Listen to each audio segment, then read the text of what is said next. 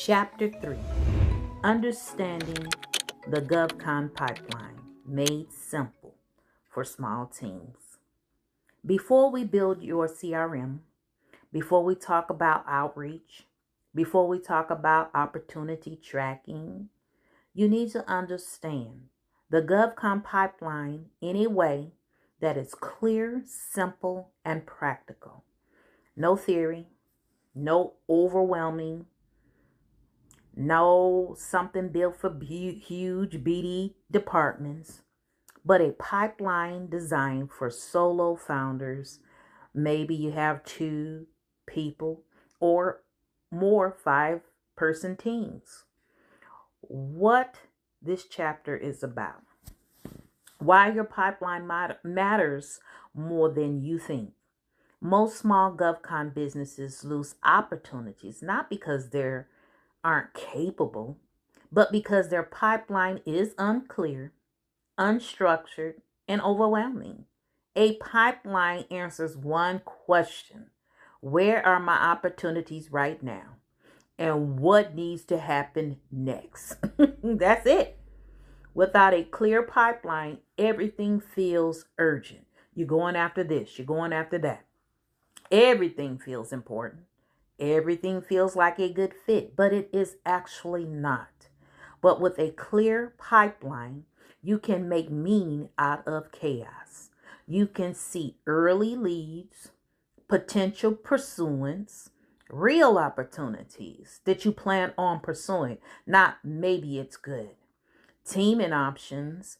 Is this person a good team for me? Many of my small business are going after the wrong teams. All right. Fit scores. Okay. How do I score? Upcoming deadlines and which actions matters most this week. And we have to get that clarity as a small business team. More than anything, you have to get that clarity. So what we've decided is the GovCon pipeline for small businesses. To keep it very simple, I'm going to say the 6-stage model.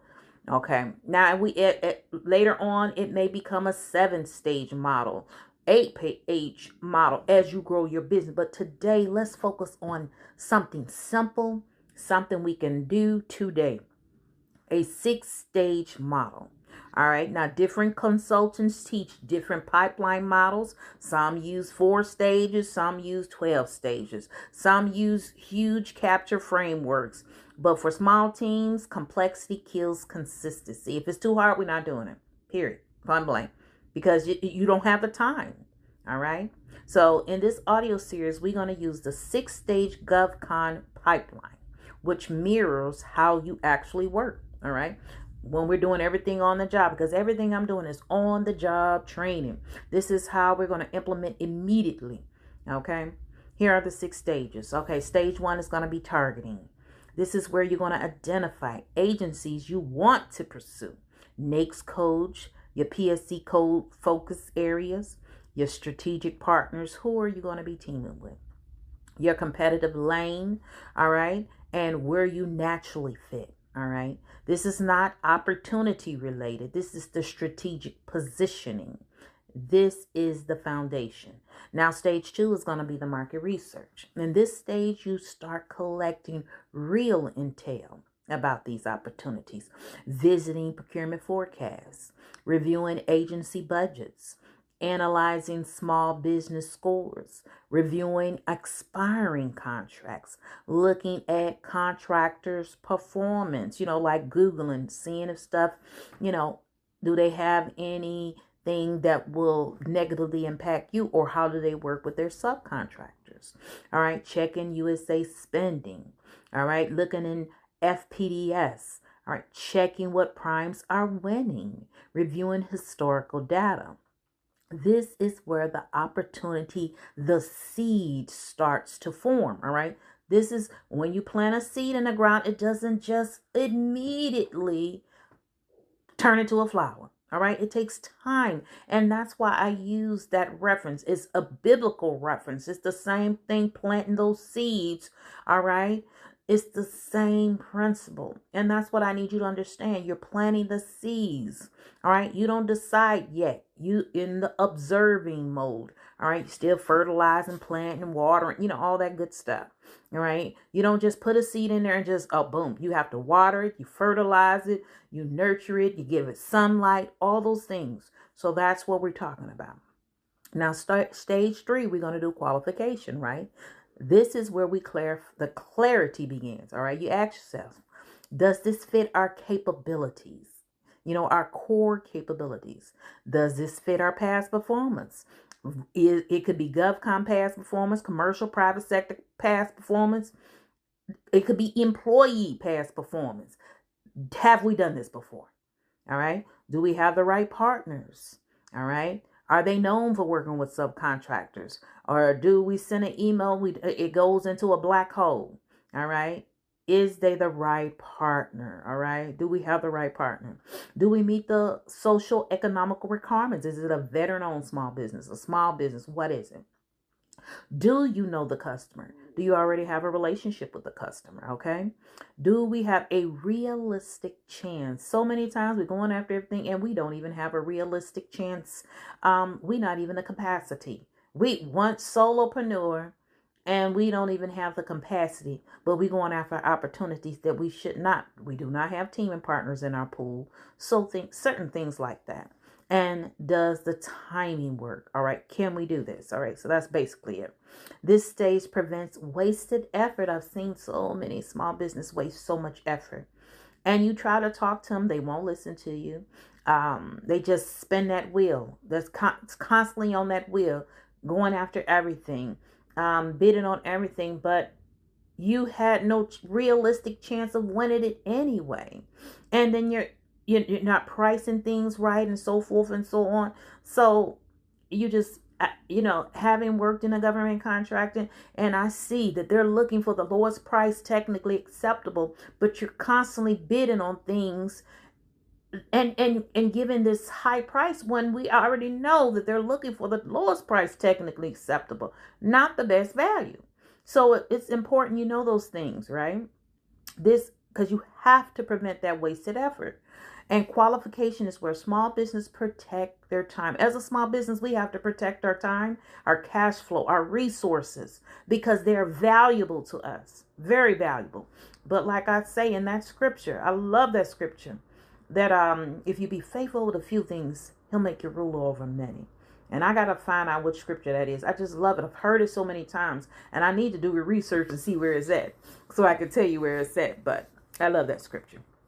All right, now stage 4, pursuing your active capture. This is the heart of your business development work, right? In pursuing, you reach out to the customer, contact small business specialists, you reach out to primes, you build those teaming conversations, you request capability briefings, you collect intel, you identify those key pain points, clarify what the customer truly values, and this stage determines your strategy and your position. Now let's talk about stage 5, your proposal, the live RFP. Once the request for proposal or RFQ is released, your pipeline becomes urgent. All right. Now, even if they have a source of sought notice and RFI, I will still put it in this stage because we want to be able to track it. It's urgent. We need to be tracking it so we can see when the sources sought in, when is the solicitation going to post? So that way we can be on top of it. So this needs to be in stage 5. Now, key tasks include your compliance matrix creation, storyboard, sporting, solution development, pricing strategy. All right, your team and agreements, your technical writing, your color reviews. All right, your final submission, post-submission follow-ups. Those things, and I'm APMP. And I also the NCMA, the Contract Management Body of Knowledge. So those are things I go by. All right. So I always recommend you be aware of those things. If you're not a member, that's okay. But at least get the guides, because those guides are key and fundamental, making sure you're doing everything the right way. All right. Now, stage 6, that's the award and post-award. All right. This is where your contracts are either awarded, protested, finalized, transitioned, kicked off, and then you're staffed. Okay, so if you won it, you lost it, so forth and so on. And then for your subcontract, this is where your onboarding begins. Your NDAs, your subcontract agreements are signed, security clearances are initiated, billing invoices, communication structures are established. And most importantly, this is where new past performance begins for your business. So that's why this 6-stage pipeline works for small teams. This model works because it's simple, clear, minimum, practical, sustainable, aligned with your bandwidth. Easy to track in your CRM, easy to update weekly, and requires no admin staff. Anything more complex just creates overwhelm. I'm telling you. Anything less detailed creates confusion, because you was like, okay, well, what is this? And because I'm telling you, I've done all this. And I'm telling you, sometimes you be like, oh, I made this system so complicated, I can't even update it. And what I don't want is you making it so complicated that you don't update it, then it goes stale, and then you don't use it. And then we have to learn how to automate as much as possible, so that way it makes it easy for us. All right. So I believe the 6-stage structure is a sweet spot. Now, but I'm entertaining the 7-stage structure maybe later, but right now let's keep it simple. Let's just stick with 6 stages at this time, because we can always grow and scale, but you want it to be able to scale it. All right. Now, how your CRM aligns with your pipeline. Okay. Now, the CRM should mirror these 6 stages, because when your CRM matches your pipeline, you always know what stage each opportunity is in, what actions are required. So that way you know how many activities I got to get done, who needs follow-up, which opportunities are worth our time, because our time is very valuable. What is progressing, what is stale, okay, what has slipped through the crack, you know what I'm saying? What should be archived, and we can just probably reference that later. This alignment removes the guesswork, and it allows you to see your entire business at a glance, because that's what we need to be able to do. And when I was in the military, my commanders, when we would have to do our briefs, they want that one slide with those 4 quadrants, so you can see what's happening, what should be happening, what issues and challenges we face. It was at a glance, because he had many people updating them and briefing them, or her. And so it was important that it was at a glance. And we have that same thing. And if the military using it, we should be using it in small business. Okay. This is essential for solo and small GovCon teams. Now, why small teams struggle without a pipeline? Without a pipeline, I'm telling you, everything's feel urgent. Oh, I'm going after this thing. I'm going after that thing. Opportunities feel random.